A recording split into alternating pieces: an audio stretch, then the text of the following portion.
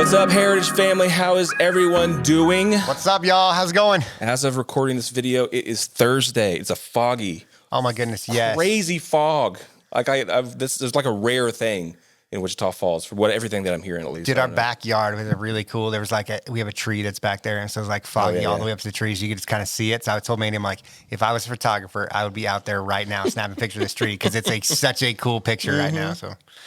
Did you have like a hard time driving in this morning? Oh my goodness, yes. I actually told Mandy, I said, when you drive into the church, you need to go this route so that you don't have to turn across traffic, like turn with traffic. Because I'm like, all it takes is one car to not have their headlights on. It was thick, man. Yes. We live like right by the church, and I was like, oh, this is dangerous. Yeah, it was a little sketchy driving in this morning. I had that thought for sure. Man. It's a good day, though. Good day. Good. Just kind of reflecting over the past few weeks, man. 21 days of prayer was amazing. Jumping right back into life groups and all the things. It's just the heartbeat of the church has been, I don't know, just wanted to something that we just kind of wanted to talk a little bit about today and just kind of celebrate some wins. I love the fact that like we have just seen a ton of new families engage. And so like that idea is that they have been super consistent over the last 4 or 5 weeks. So like we've seen probably 4 or 5 new families that have just jumped in. And when I say jumped in, they've jumped into like Wednesdays and Sundays and to like kidsmen and life groups. And I just think that's a really good sign for the church. And I think it's a really good sign to especially the community that's being formed here. Because what I keep hearing back from them is like, this place is so welcoming. Like the first time we walked in the doors, like somebody said hi to us and they had this piece of it. And like, it starts with that generic, like somebody addressed me when I walked in the door, but then they quickly have learned how easy it was once they took that step to really start building like friendships. And so I would just say it's on a very practical term. If you're one of the new families and you're listening to this, good to have you on the podcast today, but also next steps for you really is Grow Track, because Grow Track is the life of the church. It's how you get, it's for baptism, it's for membership, it's discovering who God created you to be, but it's also that next step of serving. And so there are 2 ways for community here is really like life groups and classes, but also your serve teams. And so those are really the options really for you to be plugged into the life of it. So I encourage you jump into that through Grow Track. We actually have a 1 day coming up to make it a little easier. So what's all the details on that? So just to give you guys a little bit of heads up, we have a 1 day for Grow Track happening on the 16th. So not this coming Sunday, but next Sunday, and it is from 4 o'clock to 7 o'clock in the afternoon. It's going to be located in the Grow Track room, and I'm pretty sure childcare is going to be provided for that. Yeah, because it's a life group night. So and dinner. I want to say dinner. Which is a big win. So if you are plugged into a life group already, you'll have to try to miss that one night for it, but it's a great way, because if you're doing it online, you're like struggling to want to like motivate yourself to like actually watch the videos, do all that stuff, or doing it by yourself. This is a really good accountability. Jump in the room, knock it out, be done with it, because the big picture where we're headed is Easter's coming up. And so we're going to need everybody on board for the Easter conversation. We'd love for you to attend one, serve one. That's kind of that goal we'd like to have. But one of the key factors that we have is that we the only pathway into volunteerism is through Grow Track. So we really encourage you to be a part of that team and to serve and be a part of what God's doing for it. So, I've really, this series has been good. Like, I don't know, like it's the first week, obviously, but this is the allies and adversaries. It's been really cool to have conversations with people, and just even life group as well. Just talking around this topic, and it's just been really good. Just going back to what you were saying earlier with like just the key, the point of having the conversation about relationships and community and stuff like that. And that's kind of where we want to jump in with our conversation today, but just reflecting over those wins, going back to the fact that, we got a lot of new families. And that's one of the number one things that we've been hearing just in casual conversation, in the lobby or wherever it may be, but even especially in life groups is that people are looking for, they want more than just walking into a church on Sunday, shaking a hand, sitting down, and attending a church service. I'm so glad to hear that. They want depth. They want connection. They want community. And a lot of the new families that we've seen come through the door and get plugged in that is the number one thing that they want more than anything. Is like, that's what we hear a lot of. Is like, there's so many things that you guys have available outside of like just a church structure. Like, there's legitimate, true community that's taking place. And so I love that.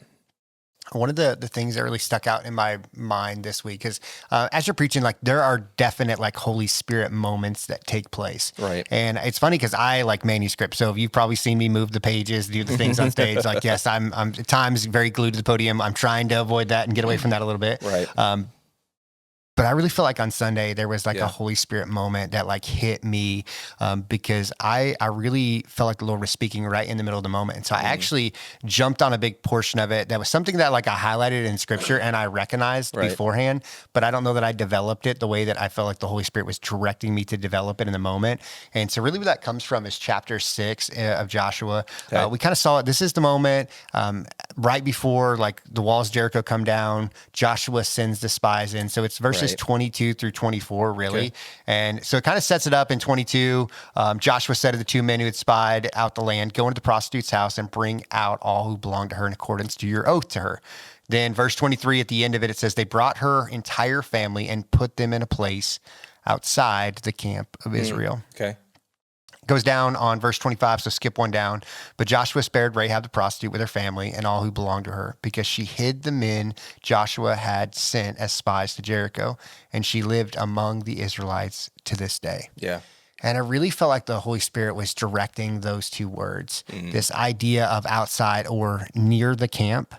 And I remember that point, yeah. Yeah, near the camp or among the people. Yep. And it was just this like moment. And I felt like ever since I walked off the stage that I'm supposed to be saying and how I'm supposed to include this is near is not enough. Yeah. Like near is not enough for us because we realize that these relationships are shaping us. Like all of the stats and all the details that we kind of talked about is about those shaping relationships. And so just being near in proximity to those relationships or to the church is not going to produce the long lasting effects that we need and we want in our life. And so we have to move from near to among. So I think today that's kind of the conversation that I would love to have with us is to go, how do we specifically move from near to among? Yeah. Well, I think I wrote this down because I wanted to make sure we brought this into the discussion. In your message, you actually mentioned a statistic that said that 12%, you might have to help me with this, because 12% of Americans say they don't have any close friends. And I think you added to 42%, I think, was of people say they want to go deeper in even the relationships that they have. So from your perspective, or just give us, I guess, some thoughts about what are some ways that you think the church, Big C Church, can offer to help people build actual real connections. Because again, going back to what you said, that whole point of near and among, because there's I think a lot of people, I think that's just a really big issue just in Western church, is it's really easy just to go to church and check the box, be near it. And it's, it makes us, it validates our quote unquote faith in some ways to some people, to make them, I did the thing. You even talked about that in your message Sunday. It's like, I did the thing. Yep. And so just kind of dive, I guess, a little bit into that whole, these statistics are crazy to me, but what are some ways that we can, as the church, provide opportunities or to go a little bit deeper in those connections? What are some ways that we can just build that? I think the piece that's so amazing about the church is that we are uniquely set to help in these stats, because the foundation of so many relationships is this like shared interest, if we're being really truthful. And so you're like, okay, guys that like to hunt, to hang out, guys that like to golf, hang out, guys that like to have guns, do this. Like, so you got to have these like interest level groups. I think even ladies that are like stages of life, they tend to like attract to each other, that goes along with all these things. Or, okay, these like trendy moms, or the can I use the word crunchy moms? Crunchy. Like, and I, not in like a negative way, but like health direction, and all your essential oils, all the things. Yes, I'll leave my comment alone. But all of these things have these shared like platforms that's there, and so if you can't find a shared platform, sometimes you struggle to make relationships. But what's so cool about a church setting is that like you have a shared platform, like you have Jesus and you have the Bible and you have the church and you have all the things that are happening that's there as this new platform to step in. And then on top of that, there's this mandate in scripture that we're supposed to be like including our brothers and sisters into our life and to care for them. And so like, it's just like no other organization in the world has this opportunity that we have to meet a very valid need across the globe. I would even say this. Obviously, these stats are more American stats, but I've been reading stats about like China and some of the like the more Asian countries, the kind of that Eastern sphere of the world, is that there is a huge like lack of relationship issue that is like blooming right now inside of those nations.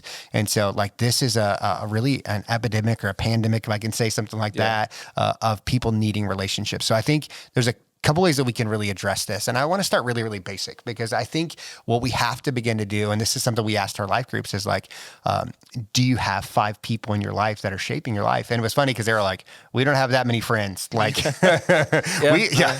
they're like, we don't have 5 people. And they were like struggling to get to their 5. And I said, but here's what the challenge is you do have 5 people. Yeah. You just don't count them as friends. See, one of the things that you talked about, even I think Sunday, was talking about getting past the awkward. Oh, totally. Yes. Because that's the thing. It's like going back to those numbers. I think most people truly do desire connection and those relationships, but they just, it is weird. Like it is awkward when you start talking about like, that is one of the key things that we push so much is life groups. Yeah. And I'm sure people get sick and tired of hearing about it, but listen, that is where these relationships develop. And you do sometimes have to get beyond the awkward and the fear of like, well, I'm going to go to a group. I don't know anybody. Well, that's kind of the point. But you do have to at some point kind of push past your own fears of that feeling of like, it's the awkwardness. People don't know me. I'm an awkward person. Or, you know what I'm saying? Like you rationalize these fears in your own head about how, of reasons why people may not accept you or whatever, but you sometimes have to push past those moments. I witnessed it even in our life group this past Sunday night. Like, I'm not going to say names, but you probably know who you are. But 2 guys were in the living room. They didn't really know each other, but they were talking about board games. Okay. That was the common connection. So like, it was just one of those things. They showed up to a life group, walked into somebody's home, and then just through casual conversation, they're like, I love that. You love, no way. And so this whole conversation like started around these board games or whatever it was. And that relationship launched off. But again, pushing past that awkward is so key. Yeah, I'll say this, like, there's a lot of relationships that like I have like deep friendships with. For sure. That if you look at the surface level, like we shouldn't be friends. Like our stages of life, like our backgrounds, our history, like a lot of our foundational pieces of our life were completely different than the other ones. But because the shared foundation of the church, like we really have vibrant, like fulfilling relationships. But it started pushing past the awkward, diving into real topics versus the surface topics, like versus just the basic interest that you come to the table with. But in that process, we have now like lifelong bonds that go along with this. So it's funny because we talked to our life group about a lot of those same like attributes and the questions that were there. And so many of them were saying like, I don't even have 5 people in my life. And I really challenged them a little bit because the idea is that you do have 5 people. They're just not people that you count as friends. So what that means is there's probably 2 or 3 people in your life that are influences in your life because you spend the most amount of time with them. So put it in perspective. If you're a shift worker at work, you're working like 8 to 12 hour days. And so the person that's sitting next to you while you're doing your work is probably in your top 5. And now you may not be able to like affect that or change that, but that person is influencing your life in some form or fashion. And so it's just how that works, because it's not necessarily who you've chosen to give the most time to. It's who gets the most time in your life. And so like, it's a challenging thought when you start thinking about it in that perspective. It's not always that, do you have 5 friends that you've added into your circle? No, is there 5 people that you spend the most time with in whatever context that may be. They're shaping your world. So it's like, okay, how do I get more time with the people that I really want to and need in my life to be able to do this? But this is like the basic, most basic starting point though, where I think we as a church have to get better in. So absolutely. You said the concept, it's really easy to just slide in the door and to just be present and check the box. And that's where it starts. And then you also gave this great admonition to like push past the awkward. Yeah. And I think that's what we have to start by doing, because true friendships are built through time. Yeah. Time and interaction. And that initial time has to like, and connection has to go somewhere. Yeah. And so we have a ton of like lobby friendships and relationships. Yeah, you even said that from the platform Sunday. It's like the call to the altar call, so to speak, is like, like the response to this is actually most likely taking place right after service in the lobby. Totally. Yeah. And how many people do you see and you recognize every week and you may or may not know their name? Right. I heard somebody this week in the lobby like, okay, we've know each other too good for me to ask their name again. What's their name? Right. And I'm like, okay, that's perfectly fine. Yeah. Now, like, just ask the question to them. It's okay. Right. Like, you don't want to, people shouldn't wear their feelings on their shoulder for that. Like, cause you're not using the name Bob every time you come up. It's like, no, hey, how's it going? Like, cause you have a connection that's there. Right. But here's the challenge point. And I would say this, and it may sting a little bit and it's not meant to sting, but I would say this is if you don't have their cell phone number, you don't have a true friendship. Yeah. It's an acquaintance. Yes. Yeah. And if you want friends, you got to move past the church lobby. And so that means ask the question for their cell phone. Like, hey, let me get your number. Right. So that maybe we can do something this way. Cause like the starting point of doing something outside of a church service is going to be a text message. Right. It's going to be a phone call. It's going to be something like that. And so I'd encourage you, social media is a good starting point. It is that like you can interact, you can comment, you can do that stuff and like the very surface level. So if you're not at least following on social media, maybe time to go follow on social media, but get to that point where like you have their cell number, because that's an important aspect to a relationship, because now you have the opportunity to interact outside of the space. And so, as we are looking for this foundation, I think that's the starting point, is you got to have some form of communication. Yeah. And then being intentional in the moments when you're together, because proximity friends are very real. Very real. Is that when you're in proximity, you have a great relationship, but the idea of true friendship. So the stat that the 42% that we're going to come back to, those are the people that says, I want to go deeper in a proximity friendship. And we stop talking about my kid's soccer team or my kid's softball team, because that's what our conversation is about, because we're only there because of proximity. Yes. Yeah. And so to make that move, we then have to move outside of proximity and move to intentionality. Yeah. And so that's the process. It starts with an acquaintance. Yeah. It moves to proximity friendship. We're building relationships because we're around each other. Yeah. And then now it says we're going to take an intentional step to go do something. And I just coming back to like pushing past the awkward thing, because there's so many, like for me, even in myself, like by my nature, as I'm an introverted guy, like I really do, like I'm okay, like in my own mind. Now this isn't necessarily a true statement, but like in my own mind, I think sometimes I'm good with the one or two people that I got at my, like, you know what I'm saying? Yeah. Like but if you go a little bit deeper, really, that's not true. Right. Like even introverted people desire real depth relationships with people. Like, and so that whole truth about pushing past that awkward is like, sometimes I have to force myself to get it past that thought of like being in the awkward. And like, sometimes I have had conversations with people where it's like, okay, there's that awkward silence. You know what I'm saying? Like in those conversations where it just feels a little weird, but those are the moments that you have to push past to really like find those connections, regardless of the fact that you might be an introverted person. Like, sometimes you just even introverts need people. They just need people in a different way. Yeah, in a different capacity. Yes. And so it's part of who we are as people. And so I think if we start looking practical steps. I think you've got to start by like choosing to build relationships. Yeah. And so like, yes, it's hard. Yes, you're anxious, and it's easy to slide out the back door quickly. But start by like having a conversation with somebody. Yeah. Like start with the acquaintance phase, move into the proximity phase, but eventually you have to get to like the intentional phase of your relationship. And that intentional phase then has to go deep. Like that's what people are desiring. And I'm assuming that's what you're desiring, because 50% of people or 42% are saying they want to go have deeper relationships. And so I think sometimes even like a deeper conversation, because our life group was really good, because we all said very similar things of like,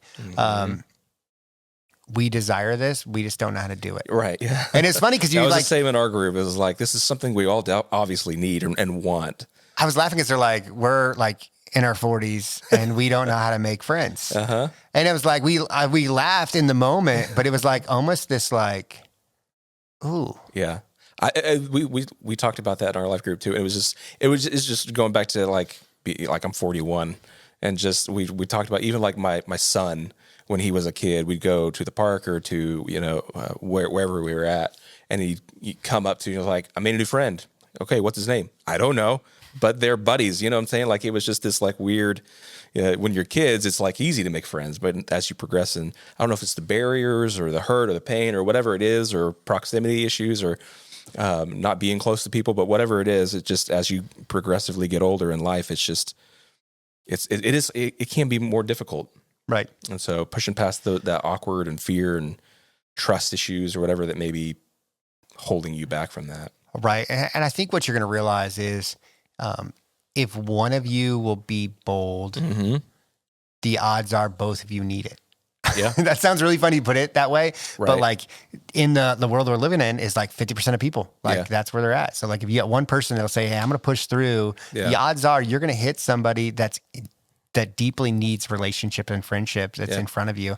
And so I think that's a starting point for all of us. And so the amazing verse though is like you move from like near to among, and ultimately that brings us to legacy. Yeah. And I think that's something we can't miss out, because legacy is like what goes beyond yourself. Like that's what a legacy really is, because like a great life and like awards and accomplishments, those are like staying with you. Yeah. But legacy is what outlives you. Right. And what outlives your little circle. And so that's what this idea of relationships is doing, is it's taking you outside of like your own bubble, your own accomplishments, and putting you into a world that has something else to gain from it. Because now there's other people and other kids and other like aspects of your life that are going to kind of continue to expand. And so I think if we're being truthful, all of us desire like meaning and purpose in our life and legacy in our life. But you can't get there if when you die, your impact ceases to exist, to go forward. Right. And so we've got to find ways to be intentional to do that. So let me be very like practical with this, is you gotta get somebody's name. You got to get somebody's name. Yep. You got to be intentional with it for sure. You've got to get somebody's number. And then you need to take, so like, don't wait and say, okay, well, they all heard the same message, somebody's gonna reach out to me. No. Yeah. You've got to take the ownership to set up an opportunity to interact. Even if that's like, hey, let's take our kids to do something together, and you have a distraction of the kids. Play date time. Yeah. And maybe it's like, hey, we're going to go watch a movie together. So it's not even something you have to talk yet. And it's like a really bad, like, interaction phase, but at least it's a chance for your guys' families to do something together. Yeah. And then that's a stepping stone for you to build on that in the future. Just look for those little opportunities that are there. Yeah. And then ultimately, here's the big challenge in this, is that when you get time together, be prepared to like be real. Yeah. Like get past the surface conversations and the weather. Into it. Yeah. All that stuff. If you have to like need a subject, talk about what God's doing in your life. Yeah. Because that's your shared experience right now, is that it all comes from the church. And so I know this is a little bit basic, but I'm just telling you is that this idea of relationships that we're going to look at for the next 4 weeks is so beneficial to your life when you can grasp on and figure that out. And we sat in a group with 10 to 15 in our group, 10 to 15 in your group, and we were all saying the same things. We desire it. We want it. We don't know how to do it. Right. And then some of us were just blunt enough to say, we just suck at it. Yeah. Like we're just not good there. Absolutely. And so it was very like humbling in our group, but very freeing for like the room to hear all of this. And so I just want you to hear is like, this is like, even people that are in life groups were going, hey, we can get better at that aspect. And so like the life groups aren't so tightly knitted that they're saying, oh, we don't have a room for friends. It's like, even those in life groups are still looking for more and looking for that depth of connection. So, and that's what, like, even though this is somewhat like you just said, it's kind of like the surface type of an issue or an elementary type, but it's still, I think we always struggle sometimes with the simple things in life. Like, but it manifests into so many ways. Exactly. Like that's the piece, is like your faith is going to struggle if you don't have friendships and relationships that are going to push you in your faith. Because what we find, and I think this is such a crazy concept, but you look at life And those that are on the outskirts of the world and kind of dealing with fringe issues and like major issues in life, they tend to be more open and accepting, because it's like, we joke about it in high school, but the drug kids were always the easiest population that you could slide into, because like they were just like, come on, like they were like needing that affirmation in their own world, and like they were very like. But the kids that like had their worlds together were a little bit more guarded in that space that's to it. And so I think this is probably very real in life as a continuation, because those kids were filling a void with something else in their life. And so what they really desired was people and all of those things. And so when people came their way, they're very open for it, because that void was being met now in another way. But we, in real life, we've got to begin to pull away from some relationships that we probably shouldn't be in. So this is a quote from this week's message is, some relationships are meant for pruning and not planning. Okay. And that's the piece where we got to move to, is that you guys at this point need to get the shears out on some of your relationships, and then you need to really start planning some new ones. That goes along with that, because that's that's just part of it. So this week it's super practical, but you need to work towards relationships with the right people. Who is it that's going to pull you closer to Jesus? Because if not, in a year, you may have made some progress, but the people that are around you are gonna pull you back in the wrong direction. So on Sunday, I'm gonna have a very visual illustration about what's gonna happen in this process, because allies and adversaries. Allies are gonna advance you, adversaries are gonna pull you back. Right. And so we're gonna kind of finalize that as we go forward. And I feel like, I mean, the church can always do better, 100%. But I do feel like we do provide some natural pathways for these things. Like, obviously, life groups is one of them. Oh my goodness, the ladies. They have a ladies retreat coming up in like 2 weeks. Ladies, if you want to like build friendships and relationships, like the best way to do that is go on a trip with somebody. Like get out of town, go somewhere. So like, do you remember the details and all that? Girlfriends retreat Friday and Saturday, the 21st and the 22nd. You can find all the information online, heritageag.org/events, or it's right there actually even on our homepage, but it has all the information. But a weekend getaway, especially like this kind of retreat, that's some of the best thing. We talk about that even like with youth camp and kids.